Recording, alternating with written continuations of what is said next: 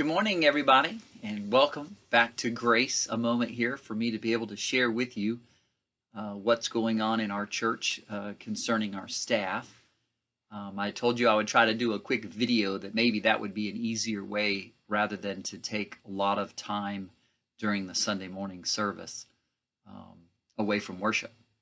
And so let me begin by saying there is no problems, there's no issues, things aren't changing on the surface level. Things will look just like normal here at our church. But there have been some changes that are taking place with Nick, as we mentioned on his description of his job and his duties. And I wanted to be able to explain that to everybody so there would be no confusion or fear or worries about what's going to happen. And if you're not familiar with a PCA church, then you may not be familiar at all with how the structure works with pastors. So in the PCA, let me just begin by saying we have several different duties and titles given to people that serve. The pastor, obviously, is the one the church hires to oversee and to teach along with the elders in any size church. But as the church grows larger, they have options to hire more people so that they can get the help they need to cover other ministries in the church.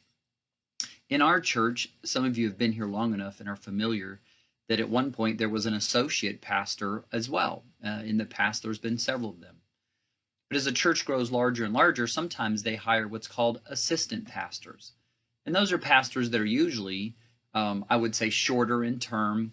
They're there for a certain duty or a certain role.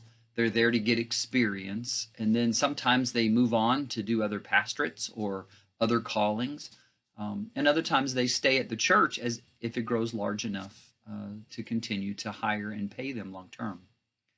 So in our church, when I was hired a year and some ago, it was just Nick and I, not counting the office and the financial staff, but the question became, what's going to be the role of now that we have a senior pastor and an assistant pastor? And so what we are doing as a session is trying to find out what's the best step for our church as we go forward. The hardest question has just been, what are we going to be like when we get through this pandemic? As many of you know, God has surely blessed us, and He's been very good to us, and we've reached many families, and those families have been great to help us and to minister here and to begin plugging in, and those are good things. But we also have a lot of families that we haven't seen come back since the pandemic started. And that also leaves some concern because how many of those families will come back? How many of those families may have moved? How many of those have found other churches? How many of those are praying about transition in their own life? And so all of this comes into play back to the point of what do you do with staff? So we've been blessed to have Nick here. For those of you who know and have been here, Nick's been here 5 years serving as our youth and children's ministry. He's also helped with missions for a while, and recently he's been helping with some education, and he's filled in preaching. And so he's done a lot of the duties that many pastors would do. And so we've come to a point in our church where we need to be clear, because I, as the new senior pastor, don't want there to be any conflicts, concerns, or issues, or frustrations over why things happen as a staff. And so I think the openness is the best way to address this. And so Nick and I have sat down. When I first came here, it's always like when the pastor comes, what kind of staff are they going to get? And Nick and I have already worked together for a year. We've assisted one another, ministered with one another, and have enjoyed working together. And the session has got to the point where they realize, okay, we're going to have something more than just youth, because the church is growing with education, small groups, missions, fellowship opportunities, the men's group, the women's group, our discipleship ministries. We need outreach. We need help also assimilating people into the church so that they can be a part. So there's so much that needs to be done, but it encompasses ministering to the whole church. And that's where the decision has come in with Nick. Here's the big deal. When you're in a PCA church, the pastor is called by the church. You guys formed a committee, a search committee, searched out for pastors, and decided to call me. And when I accepted the call, I now am here as the pastor because the church have chosen me to serve you. Well, I serve alongside the session. The next question is, well, if we're going to hire another pastor, the church would get together, they would get another committee together, and then they would go forth and hire an associate pastor because that person would be serving the church and the church has to hire them. The session cannot place people into full-time, long-term associate pastor positions. So the PCA has this unique spot that says if the session needs somebody, but they don't want to go through the process of the whole hiring and committee work because they're not sure exactly what the church needs, they're allowed to hire an assistant pastor, which the session does themselves. So Nick, 5 years ago, was hired by the session. Well, now that time has come where we're trying to decide, is Nick going to stay long term? Does he want to stay long term? Does he have the gifts our church needs long term? Do we know what those gifts are going to need to be? Do we know what area he needs to serve in? All these things the session has been praying about, Nick has been praying about, I have been praying about. And we've come to the conclusion where we feel we can best serve as a session, we can best serve the church, we can best serve our community. And that is that if we just let Nick stay as an assistant pastor and take on new roles so that we can determine his gifts, and he can decide where his gifts are, and he can decide if he wants to serve in those areas, and we can see if our church is going to need those gifts. That would be much simpler than going before the church, having a committee, hiring Nick as an associate pastor, and then realizing we really need something different than what we did. So the pandemic has changed a lot, and we appreciate your patience, but we also want to be very open and clear to you as our members, as our congregation. Why the difference and why the push? Well, let me just simply say this. An assistant pastor is hired by the session, and it doesn't matter what the church does. Now, obviously, we care what you think, and we would love to minister to the needs. But the insecurity that comes with an assistant pastor is that Nick's job could come to an end at any time. As soon as the session realizes that things have changed and we don't need those gifts anymore, well, then it makes it hard for Nick to know what his future holds. It makes it hard for him and Kirsten and their family to decide, do we buy a home? Do we settle down? Do we look at this long term? Now, we know their hearts want to be long term, and we know our session has nothing against Nick at all. We love Nick. We're glad Nick's here. Nick wants to be here. What we're trying to decide is where's the church going to be and what areas do we need the most help in? And if we find out what that is and Nick's willing to do that, then we can go before the church and ask Nick to stay as an associate pastor.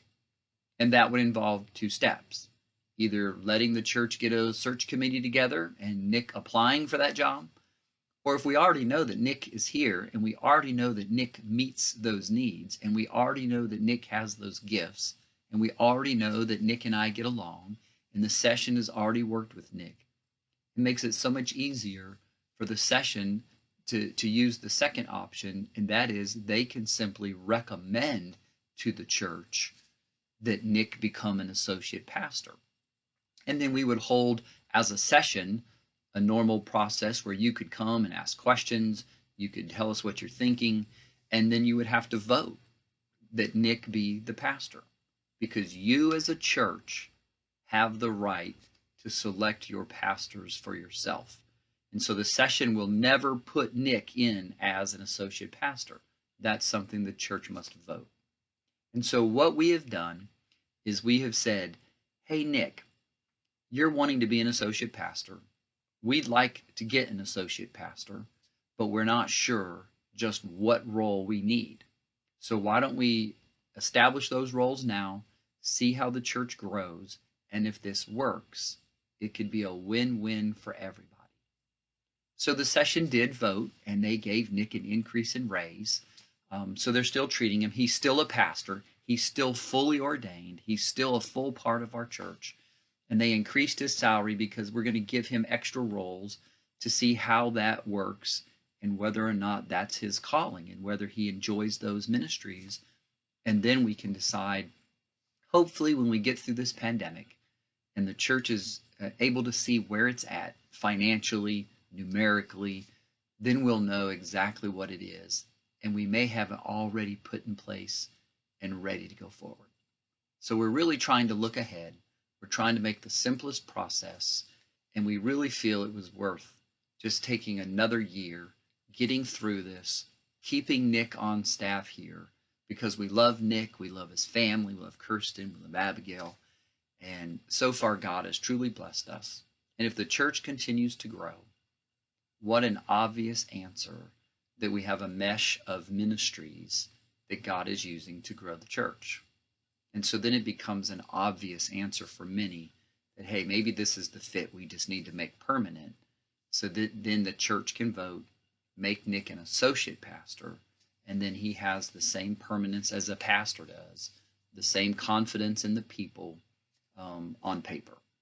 We know you guys love Nick. We know Nick loves the church. This is just one of those unique areas in the PCA that sometimes can be misinterpreted, and many people can get hurt if they don't understand what we're doing. So let me again conclude this long conversation by saying Nick is an assistant pastor, which means he's hired by the session, and at any time, if something happened, then he could be dismissed by the session. So there's no permanence in that. But now our session would never do that. We've already agreed with Nick. We're not going to kick Nick out. We're not going to get rid of Nick. It's just the next step is to get an associate pastor. But then we would have to define that call, go before Presbyterian, go before the church, and make sure we have everything that Nick's going to be obligated to do. And that's the part we're not ready as a session to do yet. And so Nick has been gracious enough to say, hey, I'll still serve as an assistant pastor. I would like to take on those roles that are extra so that I could be more involved in the church. And he'll still do our youth. He'll still work with discipleship in children. He's going to take on our outreach ministries and our evangelism to help us.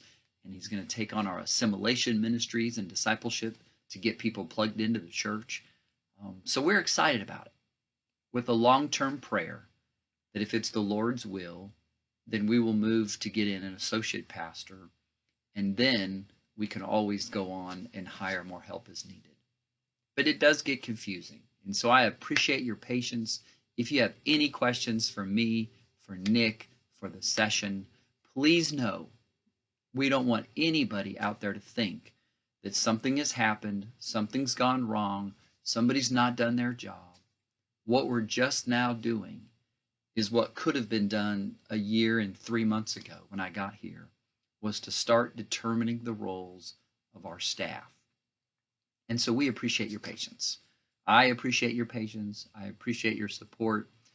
It's been a long, crazy year, but we're excited. I'm excited. My family's excited. I know Nick's excited to be here.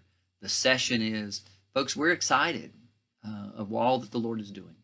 But we wanted you to be aboard that all that's changing with Nick right now is that we're going to add some more duties that he's agreed to so that we can determine whether or not this is the right direction for an associate pastor. Please, if you have any other questions, please call the office. Please call Nick. You can talk to either one of us. It's an open thing. Nick and I have a great working relationship. We're excited about what's up and coming this next year to be able to plug in. I know the session's excited about getting things going again this year, and we know you're excited as well. So I appreciate your time. I appreciate the opportunity to share. I know it took a little bit, but if you have anything else, please let me know. If not, I want you guys to have a great week. I look forward to seeing you again in worship. God bless you and have a great day.